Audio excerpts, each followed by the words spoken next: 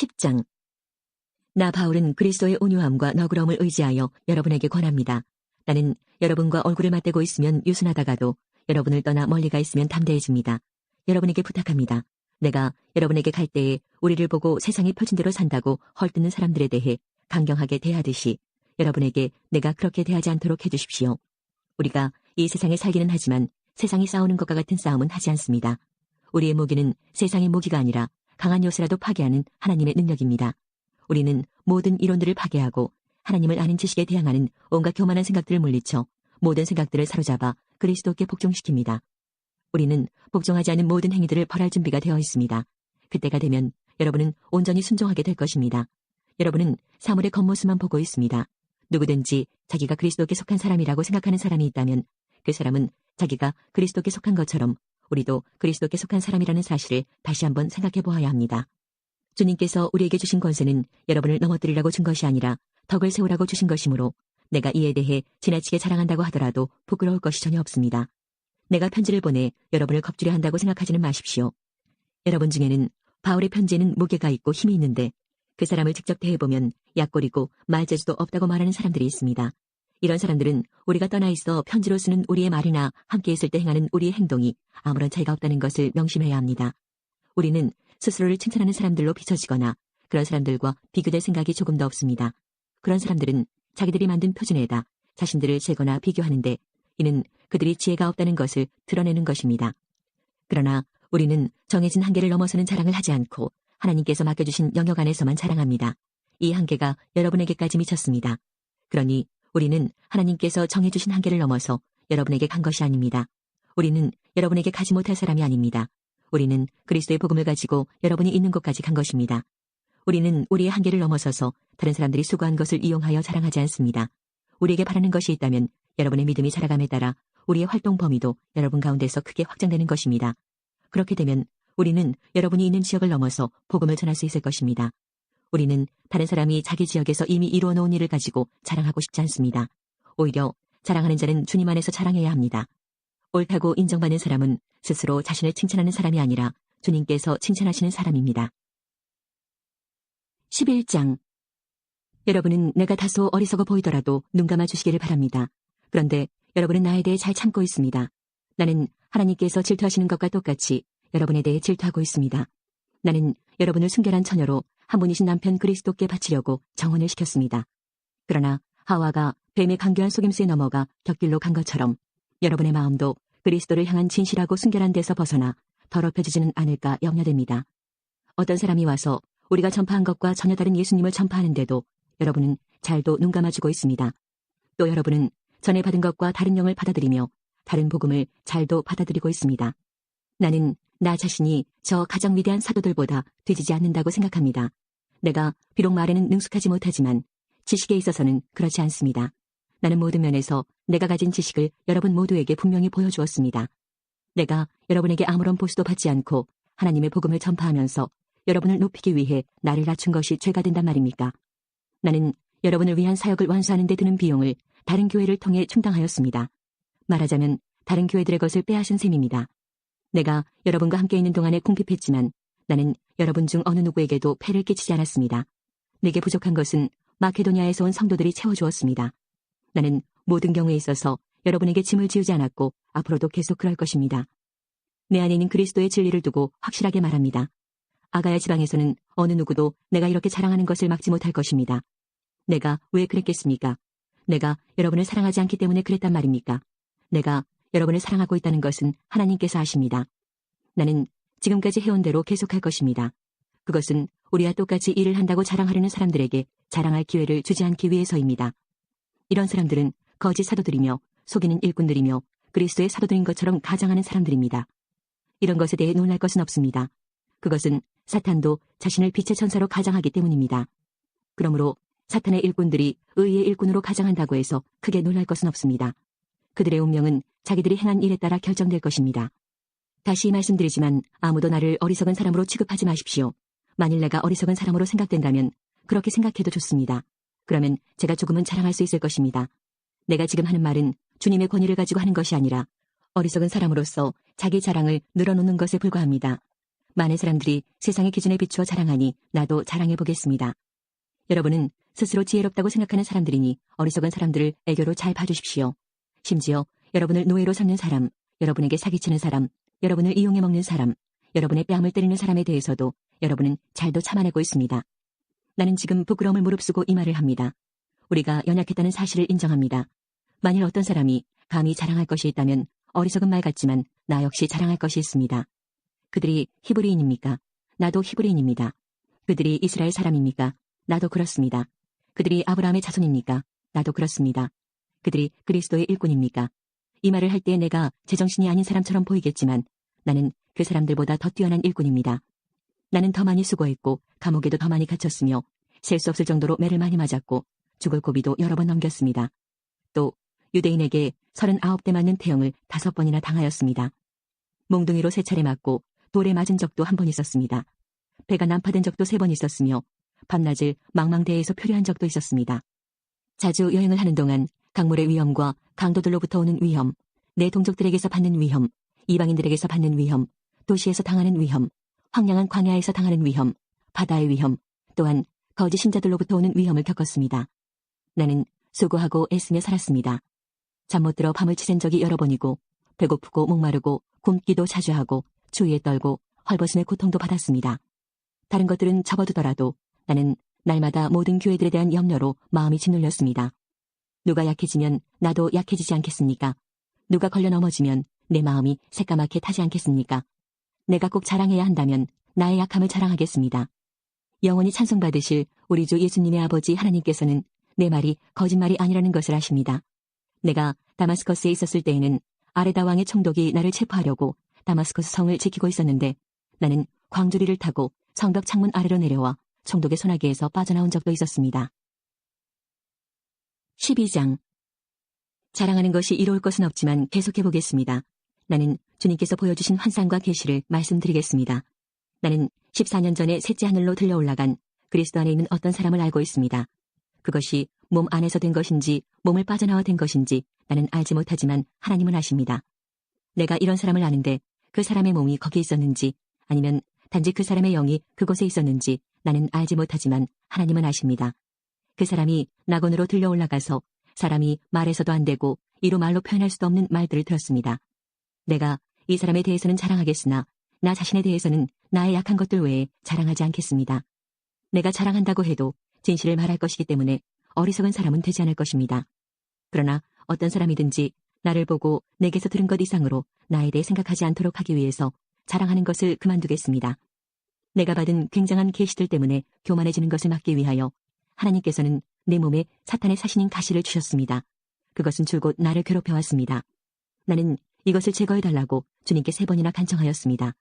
그러나 주님은 나에게 내 은혜가 내게 족하다, 내 능력이 약한 데서 온전해진다고 말씀하셨습니다. 나는 그리스도의 능력이 내 위에 머물러 있도록 하기 위해서 나의 약한 것들을 더욱 기쁘게 자랑합니다. 그러므로 나는 약할 때나 모욕을 받을 때나 궁핍하게 될 때나 핍박을 받을 때나 어려움이 있을 때에 그리스도를 위해 기뻐합니다. 왜냐하면 나는 약할 그때에 강하기 때문입니다. 나는 어리석은 사람이 되었습니다. 여러분이 나를 억지로 어리석은 사람이 되게 했습니다. 사실 나는 여러분에게 칭찬을 받아 마땅합니다.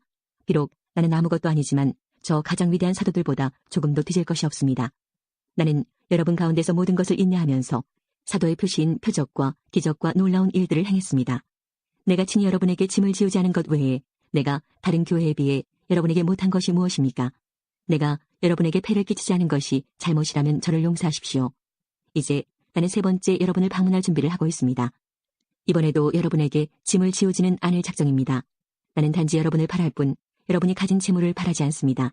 이는 자녀가 부모를 위해 재산을 모아두는 것이 아니라 부모가 자녀를 위해 그렇게 하는 것이기 때문입니다. 나는 여러분을 위해서라면 내가 가진 것뿐만 아니라 나 자신마저도 기꺼이 드리겠습니다. 내가 여러분을 이토록 사랑하는데 여러분도 나를 사랑해줘야 하지 않겠습니까? 내가 여러분에게 짐이 된 적은 없었지만 어떤 사람들은 내가 꾀를 부려 여러분을 속여 사로잡았다고 합니다. 내가 보낸 사람 중에 누군가를 시켜 여러분을 속여 착취한 적이 있었습니까? 내가 디도에게 여러분에게 가라고 권하였고 디도와 함께 형제를 여러분에게 보낸 적이 있는데 디도가 여러분을 속여 착취한 적이 있었습니까? 우리가 같은 심정으로 살아오지 않았습니까? 또한 우리가 같은 길을 걸어오지 않았습니까? 아직까지도 여러분은 우리가 자신을 변명하고 있다고 생각할 것입니다. 우리는 그리스도 안에 있는 사람들로서 하나님 앞에서 말하고 있습니다. 사랑하는 여러분, 우리가 행하는 모든 것들은 여러분의 덕을 세우기 위함입니다. 내가 갈 때 내가 여러분에게서 기대했던 모습을 찾지 못하거나 여러분이 나에게서 기대했던 모습을 찾지 못할까 두렵습니다. 여러분 중에 말다툼과 시기와 분냄과 평가름과 중상모략과 남의 말하기와 거만함과 무질서가 있을까 두렵습니다. 내가 다시 갈 때 하나님께서 여러분 앞에서 나를 낮추실까 두렵습니다. 전에 죄에 빠졌던 사람들이 자기들이 행한 더럽고 음란하고 방탕한 생활에 대해 회개치 않는 것을 보고 내가 슬퍼 울지는 않을까 두렵습니다. 13장. 이번에 가면 세 번째 여러분을 방문하는 것입니다. 모든 사건은 두세 증인의 증언으로 확증해야 한다는 말씀이 있습니다. 내가 두 번째 방문했을 때 말했던 것처럼 지금 떠나 있는 동안 여러분에게 말씀드리겠습니다. 전에 죄를 지은 사람들과 나머지 사람들에게 경고하는데 내가 이번에 가면 그들을 용서하지 않겠습니다. 그것은 여러분이 그리스도께서 나를 통해 말씀하신다는 증거를 요구하고 있기 때문입니다. 그리스도께서는 여러분을 대할 때 약하지 않으셨습니다. 그분은 여러분 안에서 능력을 발휘하십니다. 그리스도께서는 약하셔서 십자가에 달려 돌아가셨으나 하나님의 능력으로 살아계십니다. 우리도 그분 안에서 연약하지만 여러분을 섬기기 위해 하나님의 능력으로 그리스도와 함께 살 것입니다. 여러분은 자신이 믿음 안에 있는지 점검하고 자신을 시험해 보십시오. 예수 그리스도께서 여러분 안에 계신다는 사실을 알지 못합니까? 이것을 모르면 여러분은 시험에서 불합격한 사람들입니다. 나는 우리가 불합격자가 아니라는 것을 여러분이 알아주기를 바랍니다. 우리는 여러분이 악한 일을 행하지 않게 해달라고 하나님께 기도합니다. 이는 우리가 시험에서 합격했다는 것을 보이기 위함이 아니라 비록 우리가 시험에 떨어진 것처럼 보일지라도 여러분이 옳은 일을 행하도록 하기 위해서입니다. 우리는 진리를 거슬러 가면서 할 수 있는 것은 아무것도 없고 오직 진리를 위해서만 일합니다. 우리가 연약해도 여러분이 강하면 우리는 기뻐합니다. 우리는 여러분이 온전해지기를 기도합니다. 내가 여러분을 떠나 있을 때 이런 내용의 편지를 쓴 이유가 여기 있습니다. 즉, 내가 여러분에게 가서 이 일을 처리할 때 주님께서 내게 주신 권세를 가지고 여러분을 엄하게 다루지 않기 위해서입니다. 주님께서 내게 주신 이 권세는 여러분에게 덕을 세우라고 주신 것이지 여러분을 넘어뜨리라고 주신 것이 아닙니다. 성도 여러분, 마지막으로 인사를 드립니다. 기뻐하십시오. 온전하게 되십시오. 서로 위로하십시오. 같은 마음을 가지고 서로 화목하십시오. 그러면 사랑과 평강의 하나님께서 여러분과 함께 하실 것입니다. 거룩한 입맞춤으로 서로 인사를 나누십시오. 모든 성도들이 여러분에게 문안을 드립니다. 우리 주 예수 그리스도의 은혜와 하나님의 사랑과 성령의 친교가 여러분 모두에게 있기를 바랍니다. 그는 마케도냐로 가는 길에 여러 지방에 들러 신자들에게 격려하는 말을 많이 하고 그리스에 도착했습니다. 바울은 그리스에서 3달을 지냈습니다. 로마서 1장. 나 바울은 사도로 부름을 받은 그리스도 예수의 종으로서 하나님의 복음을 위해 특별히 선택되었습니다. 이 복음은 하나님께서 오래전에 예언자들을 통해 성경에 약속하신 그리스도 예수에 대한 소식입니다. 하나님의 아들이신 그분은 인간의 족보로는 다윗의 후손으로 태어나셨습니다. 그러나 성결하게 하는 영으로는 죽은 자들 가운데서 부활하심으로써 능력 있는 하나님의 아들로 선언되셨습니다. 이분이 바로 우리 주 예수 그리스도이십니다. 그분을 통해 우리는 은혜와 사도의 직분을 얻었습니다. 우리가 해야 할 일은 모든 이방인들을 불러 주 예수 그리스도의 이름을 믿고 순종하게 하는 것입니다. 여러분도 그들과 함께 부르심을 받아 예수 그리스도의 사람이 되었습니다. 하나님의 사랑을 받아 성도로 부름을 받게 된 로마에 있는 모든 분들에게 하나님 우리 아버지와 주 예수 그리스도께서 은혜와 평강을 내리시기를 바랍니다. 먼저 예수 그리스도를 통해 나의 하나님께 감사합니다. 이는 여러분의 믿음이 온 세상에 널리 알려졌기 때문입니다. 나는 하나님의 아들에 관한 복음을 전할 때마다 기도 중에 늘 여러분을 생각하고 있습니다. 내가 전심으로 섬기는 하나님께서 나의 증인이 되십니다. 지금 나는 하나님의 뜻이라면 여러분에게 갈 수 있는 길이 열리기를 기도합니다. 내가 여러분을 간절히 보고 싶어하는 까닭은 성령께서 주시는 선물을 나누어 주어 여러분을 강하게 하기 위함입니다. 이것은 여러분과 내가 각 사람의 믿음으로 서로 위로를 받고자 하는 데 있습니다. 형제 자매 여러분, 내가 여러 번 여러분에게 갈 계획을 세웠으나 뜻대로 되지 못했다는 것을 아시기 바랍니다. 그것은 다른 이방인들 사이에서 믿는 자들을 얻은 것처럼 여러분 중에서도 어떤 열매를 얻고 싶었기 때문입니다. 나는 그리스인이든지 미개인이든지 지식인이든지 문맹인이든지 가리지 않고 어느 누구에게나 복음을 전할 책임이 있습니다. 그래서 로마에 있는 여러분에게도 복음을 전하기를 간절히 바라는 것입니다. 나는 복음을 부끄러워하지 않습니다. 그것은 이 복음이 유대인으로부터 시작해서 이방인들에 이르기까지 모든 믿는 사람을 구원에 이르게 하는 하나님의 능력이기 때문입니다. 하나님께서 주시는 의가 복음에 게시되어 있습니다. 성경에 의인은 믿음으로 인하여 살 것이다 라고 기록되어 있듯이 하나님께로부터 오는 의는 처음부터 끝까지 믿음으로 얻을 수 있는 것입니다. 하나님의 진노가 하늘로부터 나타나서 불의한 행동으로 진리를 거스르는 사람들이 행한 모든 경건치 않은 것과 불의를 치십니다. 하나님께서는 사람들에게 하나님을 알 수 있게 하셨으므로 사람들 속에 하나님을 알 만한 것이 있다는 것은 분명합니다. 세상이 창조된 이래로 하나님의 보이지 않는 성품인 그분의 영원한 능력과 신성은 그가 만드신 만물을 보고서 분명히 알 수 있게 되었습니다. 그러므로 사람들은 핑계를 댈 수 없습니다. 사람들은 하나님을 알면서도 하나님께 영광을 돌리지도 않았고 하나님께 감사하지도 않았습니다. 오히려 사람들은 헛된 것을 생각했으며 그들의 어리석은 마음은 어둠으로 가득 찼습니다. 사람들은 자기들이 지혜롭다고 생각하지만 사실은 어리석습니다. 또 사람들은 불멸의 하나님의 영광을 죽을 수밖에 없는 인간이나 새나 짐승 또는 뱀과 같은 모양으로 바꿔버렸습니다. 그래서 하나님께서는 사람들이 원하는 대로 죄악된 행동을 하도록 내버려 두셨습니다. 사람들은 이제 가지각색의 더러운 죄를 지어 자기들끼리 부끄러운 짓을 행하여 몸을 더럽혔습니다. 사람들은 하나님의 진리를 거짓으로 바꾸었습니다. 창조주 되신 하나님보다 지음받은 피조물들을 더 예배하고 섬겼습니다. 하나님은 영원히 찬송을 받으실 분입니다. 아멘. 이런 이유로 하나님은 사람들을 부끄러운 욕망의 노예로 살게 내버려 두셨습니다. 여자들은 남자들과의 자연스러운 성관계를 여자와 성관계를 갖는 것으로 바꾸었습니다. 이와 똑같이 남자들도 여자들과 행하는 자연스러운 성관계를 버리고 남자들끼리 정욕에 불타 남자가 남자와 부끄러운 짓을 했습니다. 그래서 스스로 그 잘못에 합당한 벌을 받았습니다. 사람들이 하나님을 아는 것을 하찮게 여겼으므로 하나님께서는 사람들이 타락한 생각에 빠지게 하시고 사람들이 해서는 안 될 일들을 하게 내버려 두셨습니다. 그들은 온갖 불의와 악행과 탐욕과 악독으로 가득 찬 사람들입니다. 또한 시기와 살인과 다툼과 속임과 저기로 가득 찼으며 남에 대해 말하기를 좋아하고 남들을 비방하고 하나님을 미워하며 거만하고 건방지며 뽐내기를 잘합니다. 그들은 악한 일을 계획하고 부모님께 순종하지 않습니다. 그들은 양심도 없으며 약속을 지키지 않으며 친절하지도 않고 동정심도 없습니다. 사람들은 그런 일을 행하는 사람은 죽어 마땅하다는 하나님의 의로우신 법을 알면서도 자신들만 그런 악한 행동을 계속하는 것이 아니라 그런 행동을 저지르는 다른 사람들까지 잘한다고 두둔합니다.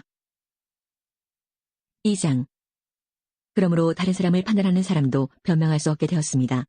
다른 사람을 판단하는 사람은 자신도 똑같은 행동을 하고 있으므로 자기 자신을 판단하는 셈입니다. 이런 일을 행하는 사람들에게 하나님께서 의로운 심판을 내리시리라는 것을 우리는 알고 있습니다. 악한 일을 행하는 사람들을 판단하면서 실은 자신도 똑같은 일을 하고 있는 사람에게 한마디 하겠습니다. 그대가 혹시라도 하나님의 심판을 피할 수 있다고 생각합니까? 그렇지 않다면 하나님의 자비로우심이 여러분을 회개로 이끄신다는 것을 깨닫지 못하고 그분의 자비로우심과 넓으신 아량과 오래 참으심의 풍성함을 멸시하는 것입니까? 어리석게도 이런 사람은 완고하고 회개하지 않음으로 말미암아 하나님의 의로우신 심판이 나타나는 날에 받을 진노를 스스로 쌓고 있습니다. 하나님께서는 각 사람이 행한 그대로 갚아주실 것입니다. 인내로서 선한 일을 행하며 영광과 존귀와 영원한 것을 구하는 사람들에게는 하나님께서 영생을 주실 것입니다. 그러나 이기적인 욕심만 가득하여 진리를 거스르고 옳지 않은 것을 따르는 사람에게는 하나님께서 진노와 화를 내리실 것입니다. 악한 일을 행하는 모든 사람에게 환난과 고통이 있을 것입니다. 유대인으로부터 시작해서 이방인들에 이르기까지 그러할 것입니다. 그러나 선한 일을 행하는 모든 사람에게는 영광과 존귀와 평강이 있을 것입니다. 유대인으로부터 시작해서 이방인들에 이르기까지 그러할 것입니다. 그것은 하나님께서 모든 사람을 차별하지 않으시기 때문입니다. 율법을 모르는 사람들이 죄를 지으면 율법과 상관없이 망할 것이요. 율법을 아는 사람들이 죄를 지으면 율법에 따라 심판을 받을 것입니다. 그것은 하나님 앞에서는 율법을 듣는 사람이 의로운 사람이 아니라 오직 율법을 행하는 사람이라야 의롭다고 인정받기 때문입니다. 이런 까닭에 율법을 가지고 있지 않은 이방인들이 본성에 따라서 율법이 요구하는 대로 행하였다면 그 사람은 율법을 가지고 있지 않지만 자신이 자기에게 율법이 되는 것입니다. 이런 사람들은 율법이 요구하는 것이 그들 마음속에 새겨져 있는 것을 보여주며 그들의 양심이 그것을 증언하고 그들의 생각이 그들의 잘못을 고소하기도 하며 그들 자신을 변명하기도 합니다. 이 모든 일은 내가 전파한 복음대로 하나님께서 예수 그리스도를 통해 사람들의 비밀스러운 삶들을 심판하실 때 일어날 것입니다. 자신을 유대인이라 부르는 여러분은 어떠합니까? 여러분은 모세의 율법을 의지하며 하나님과 사귄다고 자랑합니다. 여러분은 하나님의 뜻이 무엇인지도 알며 율법을 배웠기 때문에 무엇이 옳은지도 분별할 수 있습니다. 여러분은 스스로가 안 못 보는 사람의 인도자여 어둠 속에 있는 사람의 빛이라고 확신하고 있습니다. 또 율법에서 지식과 진리의 근본을 터득했다고 하면서 여러분 자신을 어리석은 사람의 교사요, 어린아이의 선생이라고 생각합니다. 그러는 여러분이 다른 사람은 가르치면서 왜 여러분 자신은 가르치지 않습니까?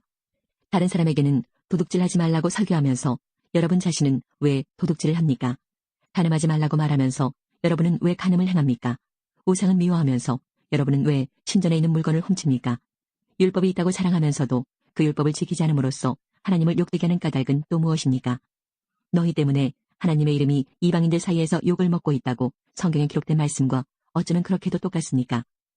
여러분이 율법을 지키면 여러분이 받은 할례는 가치 있는 것이 되지만 율법을 지키지 않으면 여러분은 할례를 받지 않은 사람처럼 되고 맙니다. 반대로 할례를 받지 않은 이방인이 율법이 명하는 내용들을 지키면 하나님께서는 그 사람을 할례를 받은 사람으로 여기지 않겠습니까? 할례는 받지 않았어도 율법을 지키는 사람이 할례는 받았으나 율법을 어기는 여러분을 오히려 율법의 파괴자라고 판단할 것입니다. 그러므로 겉모습만 유대인인 사람은 진정한 의미에서 유대인이 아닙니다. 그리고 몸에만 행해진 할례는 진정한 의미에서 할례가 아닙니다. 마음으로 유대인인 사람이 진정한 의미에서 유대인입니다. 그리고 율법이 아니라 성령을 따라 마음에 받는 할례가 진정한 의미의 할례입니다. 그런 사람은 사람이 아니라 하나님께로부터 칭찬을 받습니다. 3장. 그렇다면 유대인이 이방인보다 더 나은 것은 무엇입니까? 또 할례의 가치는 무엇이겠습니까? 모든 면에서 많이 있습니다. 첫째로 중요한 것은 유대인들이 하나님의 말씀을 맡았다는 사실입니다. 그런데 만일 유대인 중에 하나님을 믿지 않는 사람이 있다면 어떻겠습니까? 이 사람들이 믿지 않는다고 해서 하나님의 신실하심이 무효가 되겠습니까? 절대로 그렇지 않습니다. 설령 모든 사람이 거짓말쟁이라 하더라도 하나님은 참되십니다. 성경에도 이렇게 기록되어 있습니다. 주께서는 주님의 말씀으로 의로우심을 나타내시고 심판하실 때 주님께서 이기실 것입니다. 내가 사람들이 사용하는 논리의 방식대로 말해보겠습니다. 우리가 의롭지 못한 것 때문에 하나님의 의로우심이 더욱 밝히 드러날 경우 뭐라고 말하겠습니까? 우리에게 진노를 내리시는 하나님을 의롭지 못하다고 하겠습니까? 결코 그럴 수 없습니다. 하나님께서 의롭지 못하시다면 어떻게 하나님께서 세상을 심판하시겠습니까? 사람들 중에는 내가 거짓말을 하여 그 때문에 하나님의 참되심이 드러난다면 오히려 하나님께 영광이 되는데 왜 내가 죄인 취급을 받아야 하는가라고 우기는 사람도 있을 것입니다. 이것은 마치 선한 결과를 얻기 위해 악을 행하자라고 말하는 것과 같습니다. 사람들은 우리가 그렇게 가르친다고 우리에 대해 비난을 하고 다닙니다. 그러나 그런 사람들은 정죄를 받아 마땅합니다. 그렇다면 과연 우리 유대인들에게 이방인들보다 나은 것이 있습니까? 전혀 없습니다. 이미 말했듯이 유대인이나 이방인들이나 모두가 죄 아래 있습니다. 성경에 이렇게 기록되어 있습니다. 의인은 한 사람도 없다. 깨닫는 사람도 없고 하나님을 찾는 사람도 없다. 모두가 곁길로 나가 하나같이 쓸모없게 되었다. 선한 일을 행하는 사람은 단 한 사람도 없다. 그들의 목구멍은 열린 무덤이고 혀로는 사람을 속인다. 그들의 입술에는 독사의 독이 있다. 그들의 입은 저주와 독설로 가득 찼다. 그들은 사람을 죽이려고 바쁘게 움직이며 그들이 가는 곳마다 멸망과 비참함이 있다. 그들은 평화의 길을 알지 못한다. 그들의 눈에는 하나님을 두려워하는 것이 없다. 우리가 알기로는 율법에 기록된 내용은 그 무엇이 되었든 율법 아래 사는 사람들에게 말하는 것입니다. 그래서 누구든지 변명할 말이 없게 되고 온 세상은 하나님의 심판 아래 있게 됩니다. 그러므로 율법을 지키는 것으로 하나님 앞에서 의롭다고 인정받을 사람은 아무도 없습니다. 왜냐하면 율법은 우리가 죄인이라는 사실을 알게 해주기 때문입니다. 그러나 이제는 율법 없이도 하나님께로부터 오는 의가 나타났습니다. 이것은 율법과 예언자들도 증언한 것입니다. 하나님께로부터 오는 의는 예수 그리스도를 믿는 믿음을 통해 옵니다. 이 의는 믿는 사람이라면 누구에게나 주어지는 것이며 사람을 차별하지 않습니다. 모든 사람이 죄를 지어 하나님의 영광에 이를 수 없게 되었습니다. 그런 사람이 그리스도 예수께서 주시는 속죄를 통해 하나님의 은혜로 의롭다는 판단을 받습니다. 그것은 하나님께서 거저 주시는 선물입니다. 하나님께서 예수님을 화목제물로 내어주셨으며 누구든지 예수님의 피를 믿음으로 죄를 용서받게 됩니다. 하나님은 이전에 살았던 사람들이 지은 죄에 대해 오래 참으심으로 심판하지 않으셨습니다. 이렇게 하여 하나님께서는 그분의 의로우심을 보이셨습니다. 하나님께서 이 시기에 그분의 의로우심을 보이신 것은 하나님 자신이 의로우시다는 것과 예수님을 믿는 사람을 의롭게 하신다는 것을 보이기 위해서였습니다. 그렇다면 사람이 자랑할 것이 어디 있겠습니까? 자랑할 것이라고는 하나도 없습니다. 어떠한 법으로 사람이 의롭게 됩니까? 율법을 지키는 데서 오는 것입니까? 이런 것과는 상관이 없습니다. 의롭게 되는 것은 오직 믿음의 원리에 의해서만 이루어집니다. 사람은 율법을 지키는 것과는 상관없이 믿음으로 의롭게 된다고 우리는 생각합니다. 하나님은 유대인들만의 하나님이십니까? 이방인들의 하나님은 되지 않습니까? 하나님은 이방인들의 하나님도 되십니다. 하나님은 오직 한 분이시므로 그분은 할례를 받은 사람이나 할례를 받지 않은 사람이나 동일하게 믿음으로 의롭게 해주십니다. 그렇다면 우리가 이 믿음을 가지고 율법을 무효로 만들고 있습니까? 그렇지 않습니다. 오히려 믿음을 통하여 율법을 더 굳게 세웁니다. 4장. 그러면 이 문제에 대해 우리의 조상 아브라함이 발견한 것은 무엇이라고 말할 수 있겠습니까? 아브라함이 행위를 통해 의롭다함을 얻었다면 그에게는 자랑할 것이 있었을 것입니다. 그러나 하나님 앞에서는 자랑할 것이 없습니다. 성경이 뭐라고 말합니까? 아브라함이 하나님을 믿으니 그 믿음을 그의 의로 여기셨다라고 하지 않습니까? 일을 해서 품삯을 받는 사람은 그가 받는 품삯을 당연히 받을 것을 받는 것으로 생각하지 선물을 받는 것으로 생각하지 않습니다. 그러나 일을 하지 않는데도 품삯을 받는 사람이 있다면 그가 경건하지 않은 사람을 의롭다고 여기시는 하나님을 믿기 때문에 하나님께서 그의 믿음을 보시고 의롭다고 여기시는 것이 됩니다. 다윗은 행한 것과는 관계없이 하나님께서 의롭다고 인정하시는 사람이 받은 복에 대해 다음과 같이 말했습니다. 자기 죄를 용서받고 자기 허물이 가려진 사람은 복이 있다. 주님께서 죄 없다고 인정해주는 사람은 복이 있다. 그렇다면 이 복이 할례를 받은 사람들에게만 내리는 것입니까? 아니면 할례를 받지 않은 사람들에게도 내리는 것입니까? 우리는 앞에서 아브라함의 믿음이 의로 여김을 받았다고 말했습니다. 어떤 상황에서 이런 일이 발생했습니까? 아브라함이 할례를 받은 뒤였습니까? 아니면 할례를 받기 전이었습니까? 아브라함이 의롭다함을 받은 것은 할례를 받은 후가 아니라 할례를 받기 전이었습니다. 아브라함은 할례를 받기 전에 믿음으로 의롭다함을 받았으며 그 표로서 할례를 받은 것입니다. 그러므로 아브라함은 할례를 받지 않고도 하나님을 믿는 모든 사람들이 의롭다 여김을 받을 수 있도록 모든 믿는 사람의 조상이 되었습니다. 또한 아브라함은 할례받은 자의 조상이기도 합니다. 이 말은 그가 할례받은 사람들뿐만 아니라 우리 조상 아브라함이 할례를 받기 전에 가졌던 믿음의 발자취를 따라가는 사람들의 조상도 된다는 의미입니다. 하나님께서 아브라함과 그의 후손에게 그들이 세상을 물려받을 상속자가 되리라고 하신 약속은 율법을 통해 온 것이 아니라 믿음으로 인한 의를 통해 주신 약속입니다. 만일 율법을 지키는 사람이 상속자가 된다면 믿음은 쓸모가 없어지고 약속도 무용지물이 되고 말 것입니다. 율법은 하나님의 진노를 야기하지만 율법이 없다면 율법을 범하는 일도 없을 것입니다. 그러므로 하나님의 약속은 믿음을 통해 주어집니다. 이렇게 하신 것은 하나님께서 아브라함의 모든 자손에게 약속을 은혜로 주시기 위해서입니다. 모세의 율법 아래 사는 사람뿐만 아니라 우리 모두의 조상 아브라함처럼 믿음으로 사는 사람들 전부가 아브라함의 자손이 됩니다. 성경에 내가 너를 많은 민족의 조상으로 삼았다고 기록되어 있는 것처럼 아브라함은 그가 믿은 하나님, 곧 죽은 사람도 살리시며 없는 것도 있게 하시는 하나님을 믿었습니다. 아브라함은 소망이 전혀 없었지만 하나님께서 내 자손이 이와 같이 많아질 것이다 라고 말씀하신 대로 자기가 많은 민족의 조상이 될 것을 믿고 소망하였습니다. 아브라함은 100살이나 되어 거의 죽은 사람이나 다름없게 되었고 살아도 나이가 많아 아기를 낳을 수 없다는 것을 알았지만 하나님을 믿는 믿음이 약해지지 않았습니다. 그는 하나님의 약속에 대해 불신하거나 의심하지 않고 오히려 그 약속을 굳게 믿어 하나님께 영광을 돌렸습니다. 아브라함은 하나님께서 친히 약속하신 것을 이루실 능력이 있다는 것을 확신했습니다. 이것이 바로 하나님께서 그 믿음을 그의 의로 여기셨다라고 말씀하신 이유입니다. 그의 의로 여기셨다는 말은 아브라함만을 위해 기록된 것이 아닙니다. 그 말은 우리 주 예수님을 죽은 자 가운데서 다시 살리신 분을 믿음으로 의롭다함을 얻게 될 우리를 위해서도 기록되었습니다. 예수님은 우리의 죄 때문에 죽임을 당하셨고 우리를 의롭게 하시려고 다시 살아나셨습니다. 5장. 우리가 믿음으로 의롭다함을 받았으므로 우리는 우리 주 예수 그리스도로 말미암아 하나님과 함께하는 평강을 누리고 있습니다. 예수 그리스도에 의해서 또 믿음으로 우리는 지금 우리가 서 있는 이 은혜의 자리에 들어와 있습니다. 그리고 하나님의 영광을 소망하며 즐거워합니다. 이뿐만 아니라 우리는 환난을 당하더라도 즐거워합니다. 그것은 환난이 인내를 낳고 또 인내는 연단된 인품을 낳고 연단된 인품은 소망을 낳는 것을 알기 때문입니다. 이 소망은 절대로 우리의 기대를 저버리지 않습니다. 그것은 하나님께서 우리에게 주신 성령을 통해 우리 마음에 하나님의 사랑을 부어주셨기 때문입니다. 우리가 아직 연약할 때에 그리스도께서 시적절할 때에 경건하지 않은 사람들을 위해 죽으셨습니다. 의인을 위해 죽는 사람은 거의 없습니다. 간혹 선한 사람을 위해 죽겠다고 나서는 사람이 있을는지는 모르겠습니다. 그런데 그리스도께서는 우리가 아직 죄인이었을 때에 우리를 위해 죽으셨습니다. 이것으로써 하나님께서는 우리를 향한 그분의 사랑을 나타내셨습니다. 그러므로 우리는 그리스도의 피로 말미암아 의롭다함을 얻었으므로 우리가 그리스도를 통해 하나님의 진노로부터 구원을 받을 것은 더욱 확실합니다.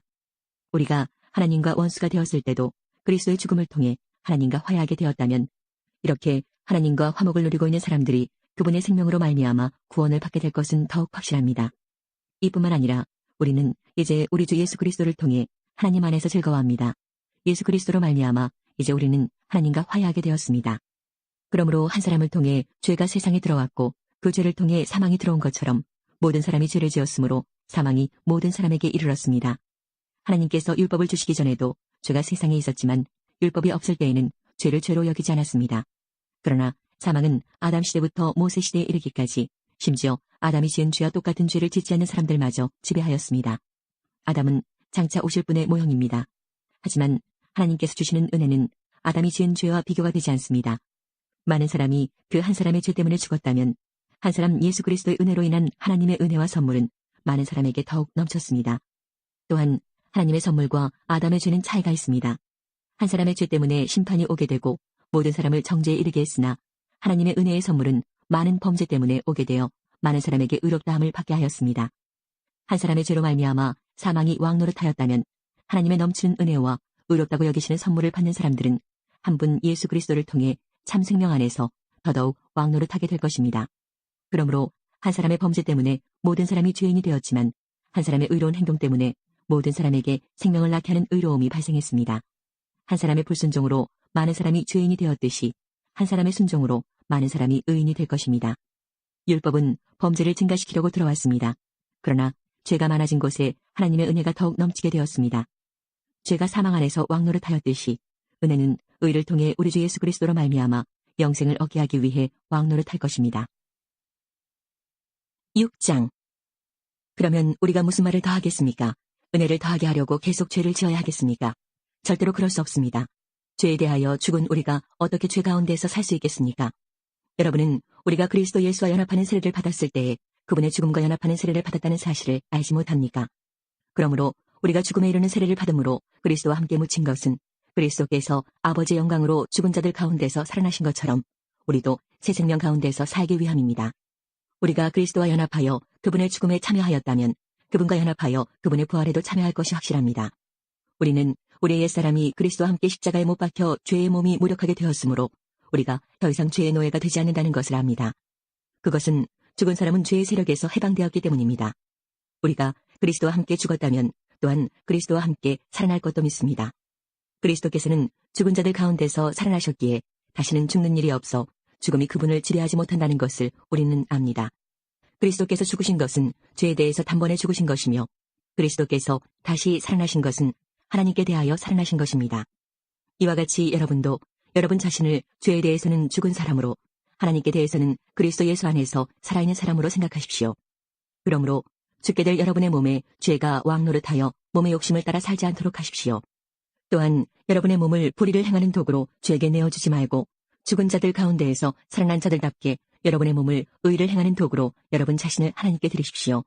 여러분은 율법 아래 있지 않고 은혜 아래 있으므로 죄가 여러분에게 왕노릇할 수가 없습니다.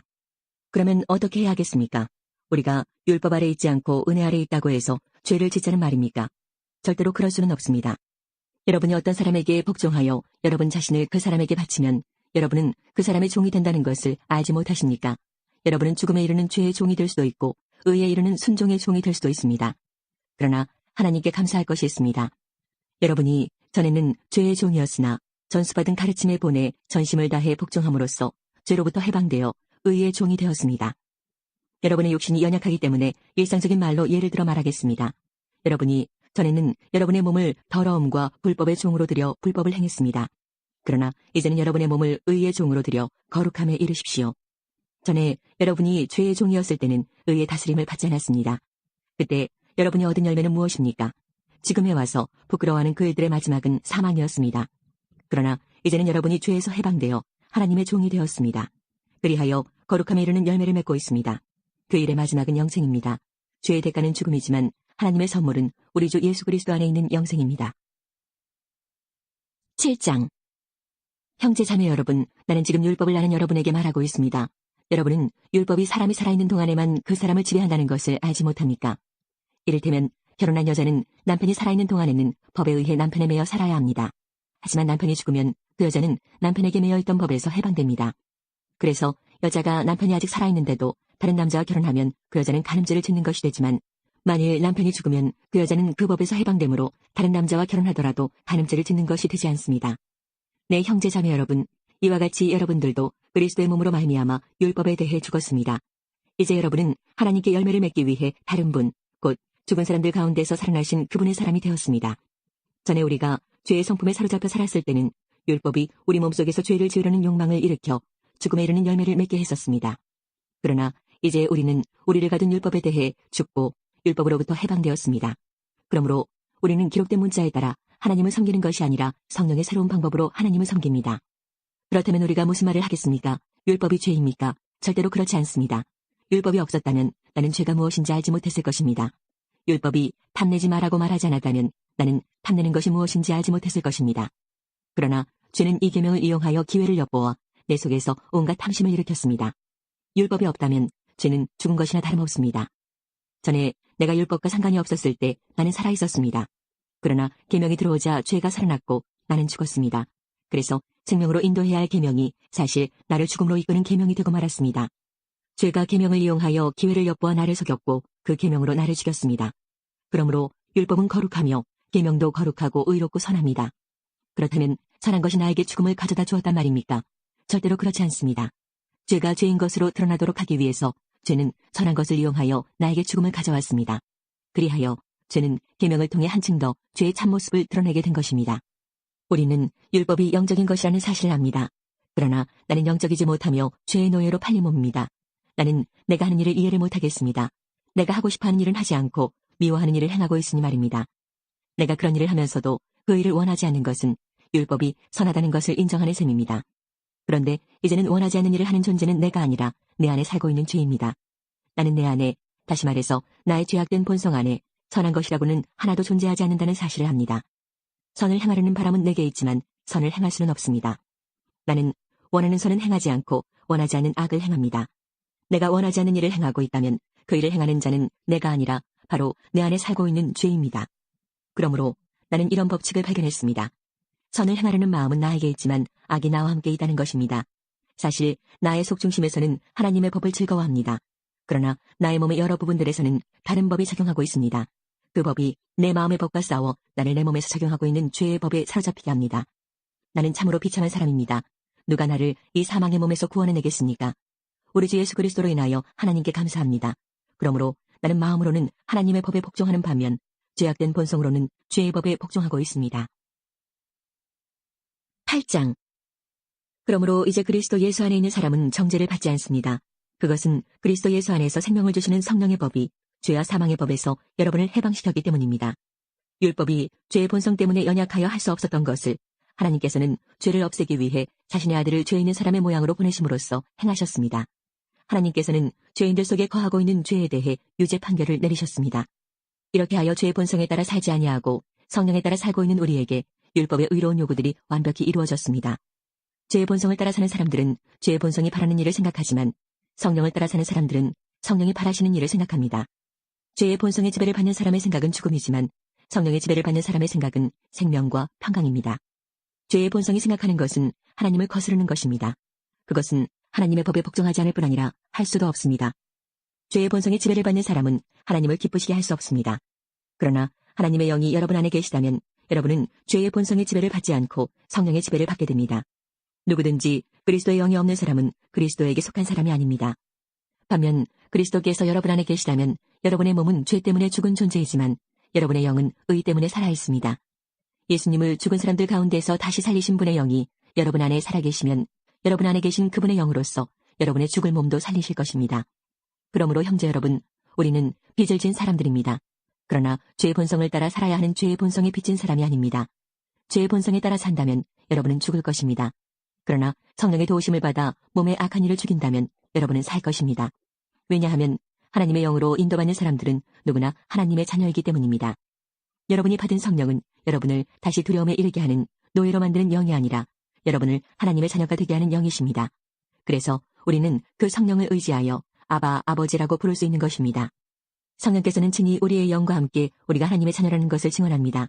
자녀라면 또한 상속자이기도 합니다. 우리는 하나님의 상속자이며 또한 그리스도와 공동의 상속자입니다.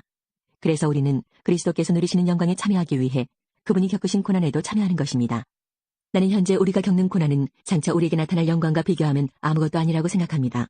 모든 피조물은 하나님의 자녀들이 나타나기만을 간절히 기다리고 있습니다. 피조물은 허무하게 되었습니다.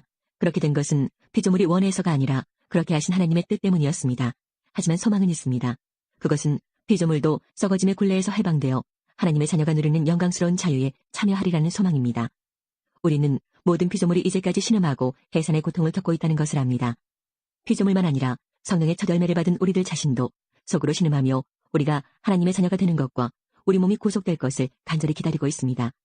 우리는 이러한 소망으로 구원을 받았습니다. 눈에 보이는 소망은 소망이 아닙니다. 보이는 것을 소망하는 사람이 어디 있겠습니까? 따라서 우리가 아직 보지 못한 것을 소망한다면 우리는 그것을 인내함으로 기다려야 합니다. 이처럼 성령께서는 우리의 약함을 도와주십니다. 우리는 무엇을 기도해야 하는지도 모르지만 성령께서는 말로 다 표현할 수 없는 간절함으로 우리를 위해 중보 기도를 하십니다. 사람의 마음을 꿰뚫어 보시는 하나님께서는 성령의 생각이 무엇인지를 아십니다. 그것은 성령께서 하나님의 뜻에 따라 성도들을 위해 중보 기도를 하시기 때문입니다. 우리는 하나님께서 모든 일을 하나님을 사랑하는 사람, 즉 하나님의 목적을 위해 부름을 입은 사람들의 선을 위하여 하신다는 것을 알고 있습니다. 하나님께서는 전부터 아셨던 사람들을 그분의 아들과 동일한 형상을 갖도록 미리 정하시고 하나님의 아들을 많은 형제들 중에서 맏아들이 되게 하셨습니다. 하나님께서는 미리 정하신 사람들을 부르셨고 부르신 사람들을 의롭다고 하셨고 의롭다고 하신 사람들을 영화롭게 하셨습니다. 이 점에 대해 우리가 무엇이라고 말할 수 있겠습니까? 하나님께서 우리 편이시라면 누가 우리를 대적하겠습니까? 자기 아들까지도 아끼지 않고 우리 모두를 위해 내어주신 분께서 그 아들과 함께 우리에게 모든 것을 은혜로 주지 않으시겠습니까? 하나님께서 택하신 사람들을 누가 고소할 수 있겠습니까? 의롭게 하시는 분은 하나님이신데 누가 감히 죄가 있다고 판단하겠습니까? 죽으신 분은 그리스도 예수이십니다. 그분은 죽으셨을 뿐만 아니라 다시 살아나 하나님의 오른편에 앉아 계시면서 우리를 위해 중보 기도를 하고 계십니다. 누가 우리를 그리스도의 사랑에서 끊을 수 있겠습니까? 환난입니까? 아니면 어려움입니까? 핍박입니까? 그렇지 않으면 굶주림입니까? 헐벗음입니까? 위험입니까? 아니면 칼입니까? 성경에 기록된 것처럼 우리는 하루 종일 주님을 위해 죽음에 직면하고 있습니다. 우리는 도살당할 양과 같은 대접을 받았습니다. 그러나 우리는 우리를 사랑하신 하나님을 힘입어 이 모든 것을 이기고도 남습니다. 나는 확신합니다. 죽음이나 생명이나 천사들이나 하늘의 권세자들이나 현재 일이나 장래 일이나 어떤 힘이나 가장 높은 것이나 깊은 것이나 그 밖에 어떤 피조물이라도 우리를 우리 주 그리스도 예수 안에 있는 하나님의 사랑에서 끊을 수 없습니다. 부장. 나는 그리스도 안에서 진리를 말하고 거짓말을 하지 않습니다. 이것은 성령 안에서 내 양심이 확증하는 사실입니다. 내게는 큰 슬픔이 있고 내 마음속에는 고통이 쉴 새 없이 밀려옵니다. 나는 내 동포, 내 동족들을 위해서라면 나 자신이 저주를 받아 그리스도로부터 끊어져도 좋다는 각오가 되어 있습니다. 그들은 이스라엘 백성으로서 하나님의 아들이라는 신분을 얻었습니다. 그들에게는 하나님의 영광이 있고 하나님과 맺은 언약이 있고 율법과 성전 예배와 약속들이 있습니다. 족장들이 그들의 조상들이며 그들의 혈통에서 그리스도께서 나셨습니다. 그리스도는 만물 위에 계시는 하나님이시며 영원토록 찬양을 받으실 하나님이십니다. 아멘. 하나님께서 그들에게 하신 약속이 실패로 돌아갔다는 것이 아닙니다. 이스라엘에게서 태어난 사람이라고 해서 다 이스라엘 백성인 것은 아닙니다. 아브라함의 자손이라고 해서 다 아브라함의 자녀인 것은 아닙니다. 하나님께서는 이삭에게서 난 자라야 내 자손이라 부르리라고 말씀하셨습니다. 다시 말해서 자연적인 출생에 의해 태어난 아브라함의 자손이 하나님의 자녀가 되는 것이 아니라 약속의 자녀라야만 아브라함의 자손으로 여김을 받게 된다는 말입니다. 하나님께서 아브라함에게 하신 약속은 이러합니다. 정한 때가 되어 내가 다시 오리니 사라가 아들을 낳을 것이다. 그뿐만이 아닙니다. 리브가가 우리 조상 이삭 한 사람에게서 아이를 임신했을 때에도 그랬습니다. 두 아들이 태어나기도 전에 그리고 그들이 무슨 선이나 악을 행하기도 전에 하나님께서는 선택하시는 목적을 굳게 세우기 위해 리브가에게 다음과 같이 말씀하셨습니다. 형이 동생을 섬길 것이다. 이렇게 말씀하신 것은 하나님의 선택이 사람의 행위가 아니라 불러주시는 분의 뜻에 달려있다는 것을 보여주기 위해서입니다. 이것은 내가 야곱을 사랑하고 에서는 미워했다라고 기록된 대로입니다. 그렇다면 우리가 무엇이라고 말할 수 있겠습니까? 하나님이 공정하지 못하시다고 말할 수 있겠습니까? 그럴 수 없습니다.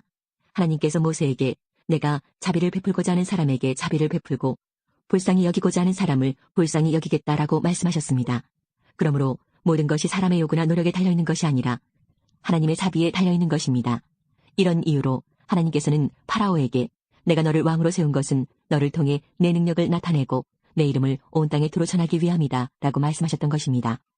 그러므로 하나님께서는 그분의 뜻대로 어떤 사람에게는 자비를 베푸시고 또 어떤 사람은 완고하게도 만드십니다. 그러면 여러분 중에서는 나에게 이렇게 말할 사람이 있을지 모르겠습니다.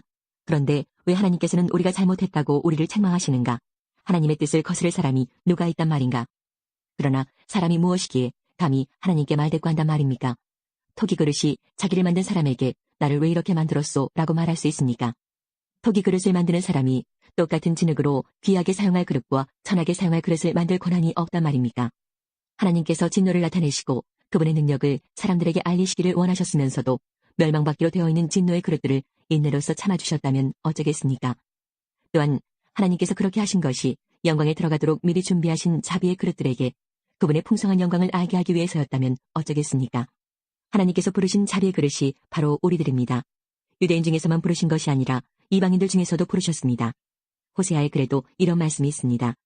내 백성이 아니라고 말했던 사람을 내 백성이라 부르겠고 내가 사랑하지 않았던 사람을 사랑하겠다. 그리고 이런 말씀도 있습니다. 너희는 내 백성이 아니라고 그들에게 말한 그곳에서 그들은 살아계신 하나님의 아들이라고 불리게 될 것이다. 또한 이사야는 이스라엘에 관해 이렇게 외쳤습니다. 이스라엘 자손들의 수가 바닷가의 모래처럼 많을지라도 남은 자만 구원을 얻을 것이다. 주님께서 약속하신 말씀을 이 땅에서 신속하고 철저하게 이루실 것이다. 또 일찍이 이사야가 이렇게 예언한 것과 같습니다. 만군의 주님께서 우리에게 후손을 남겨두지 않으셨다면 우리는 소돔처럼 되고 고모라처럼 되었을 것이다. 이러한 사실에 대해 우리가 뭐라고 말하겠습니까? 의를 추구하지 않았던 이방인들이 믿음에서 나오는 의를 얻었습니다. 그러나 이스라엘은 의의 율법을 추구했지만 그것을 얻지 못했습니다. 왜 얻지 못했을까요? 그것은 그들이 믿음에서 나오는 의를 추구한 것이 아니라 그 의가 마치 행위에서 나오는 것으로 생각하고 의를 추구했기 때문입니다. 그래서 그들은 걸림돌에 걸려 넘어지고 말았습니다. 성경에 보아라, 내가 시온에 사람들의 발에 부딪히게 하는 돌과 사람들을 걸려 넘어지게 하는 바위를 놓으리니 그를 믿는 사람은 부끄러움을 당하지 않을 것이다 라고 기록된 것과 같습니다.